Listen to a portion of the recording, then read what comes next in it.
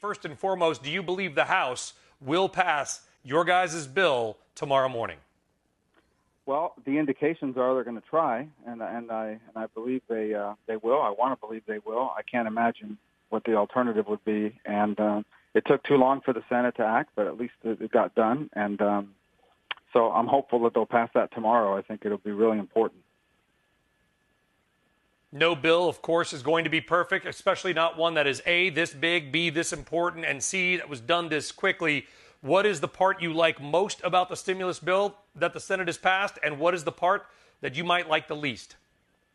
Well, look, I mean, I would just say overall, the spending of $2 trillion is not something that I would do under the normal course of business. I mean, it would have to take something pretty extraordinary, and this is pretty extraordinary. I think we always have to stop ourselves and remind ourselves of what's happening here. Our governments at every level, the cities, counties, states, have told businesses, you cannot function. You cannot open your door. You cannot sell things. People can't travel. People can't spend money with you, and your workers can't work. So this is not some market downturn. This is government fiat that has stopped the economy.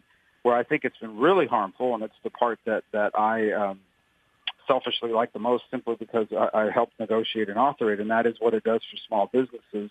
And what we're basically trying to do is keep them whole for 5 to 6 weeks so that we don't have the economic pressures that cause us, in addition to helping people economically, we don't have the economic pressures that cause us to lift these restrictions before they need to be, before public health concerns call for them to be. Yeah, and help us understand how it works, Senator, because obviously I think the bill is something like 1,400 pages. We'll probably hit some. Yeah. We all have time. We'll read it this weekend, I suppose. But, you know, we look at there's so many different types of small business people. Of course, you've mentioned bartenders and waiters and waitresses and restaurant owners. You know, there are hair salons, there are barbers, but there's also things like Uber drivers or car salesmen who may have done very well in a good economy last year. And so their income may be above certain levels, but this year they may have made very little or nothing for a few months. Who is truly helped by this bill? So I'm going to oversimplify it, but even in this oversimplification, it's going to cover 80 or 90% of the people that are going to be helped by it. If you are an independent contractor, like a 1099 worker, a gig economy worker, if you are a small business of either less than 500 employees or meet the small business standard of the Small Business Administration, which is there's a code out there that goes literally by field to tell you how much, how many employees and or your revenue in each of these categories qualifies you as a small business. So if you're any of those or a 501c3 with less than 500 employees, so independent contractor, small business under 500, C3 under 500, you will go to a financial institution, preferably your own bank. Over 800 banks already participate in a similar program, so it shouldn't be hard to stand it up. And that bank will be authorized by the U.S. government to transfer to you 250% of your monthly payroll as of February 15th. Okay, and if you spend that 250% on payroll, on rent, on lease, or other type expenses for your business, you will not have to pay it back. If you spend it on anything else, or a portion of it on anything else, that portion spending will become a loan a year from now at about 4 to 5%. So but basically, you're not going to go to the government agency. You're going to go to a lender. All the big banks already participate in the 7A program, existing infrastructure, and repurposed it for the purpose of getting money into the hands of small businesses quickly for payroll. Okay. I guess I'll oversimplify then my question, Senator, and that was a great explanation. What if the banks physically are not open? Do you believe they've got the online capability to handle this rush? Because it will be a rush. Well, we've already been talking to some of the larger banks. Obviously, they have online capabilities to do it.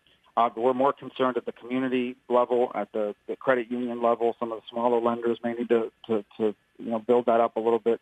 And that is a concern. If you ask me my biggest worry is capacity. Do we have enough lenders to process the paper? The paper's not very difficult. You got to prove you're a real business. You got to prove you have payroll as of February 15th, and you've got to have a place to deposit it. And then a year from now, you're going to have to prove how you spent the money, or it's going to turn into a loan.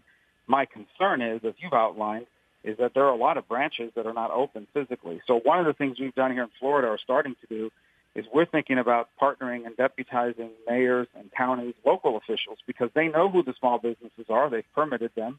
and they know who the bank branches are in their community, and providing a safe place where bankers can physically go and set up shop to invite small business in essence, acting as that final connector, because I think local governments could be an enormous help in that regard. They are down at the ground level, at the granular level of our economy, and they would be a great liaison to make those connections.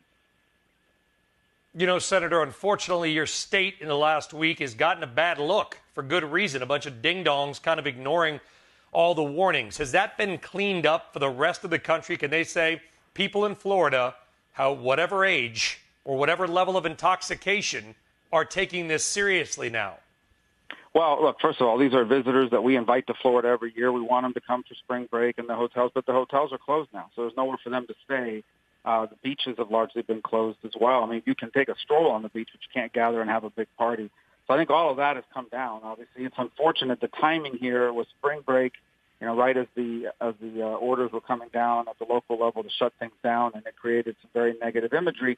And look, there are a number of high-profile gatherings in New York City and in other places that Mardi Gras in New Orleans that are now being linked to outbreaks 14 days later. So, all these folks went back home, wherever it is they're from, and so we'll see how that plays out. But yeah, that's not happening anymore. It's unfortunate the timing there, and but again, many of those hotels are the people who are going to benefit from this program that we created. Yeah, and eventually that will all reopen. When that will be, we're going to find out hopefully sooner than later, because a lot of businesses rely on it. Senator Marco Rubio, great job with the stimulus bill getting done. Let's hope the House passes it tomorrow. Thank you, sir. Have a good evening. We'll talk to you soon.